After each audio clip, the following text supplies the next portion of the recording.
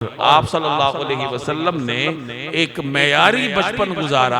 اور ایک قابل تقلید لڑکپن آپ نے گزارا اور جوانی ایسی پاکیزہ گزاری کہ آنے والے وقتوں میں لوگوں کے لیے ایک اسوہ حسنہ چھوڑ گئے کہ بچپن میں اگر کسی نے کرنا ہے تو کیا کرے، لڑکپن میں کوئی کیا کرے۔ جیسے اللہ تبارک و تعالی نے اگر آپ صلی اللہ علیہ وسلم کے بارے میں فرمایا لَقَدْ كَانَ لَكُمْ فِي رَسُولِ اللَّهِ أُسْوَةٌ حَسَنَةٌ کہ تمہارے لیے اللہ کے رسول کی زندگی میں اسوہ حسنہ ہے، تو یہ اسوہ حسنہ ہر شخص کو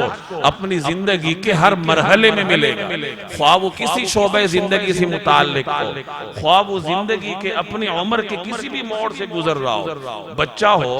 لڑکا ہو، جوان ہو، سب کے لیے اللہ تبارک و تعالی نے نبی کریم صلی اللہ علیہ وسلم کی حیات طیبہ میں اسوہ حسنہ رکھا ہے۔ ہمیں اپنے بچوں کو آپ صلی اللہ علیہ وسلم کے بچپن کے یہ واقعات سنانے چاہیے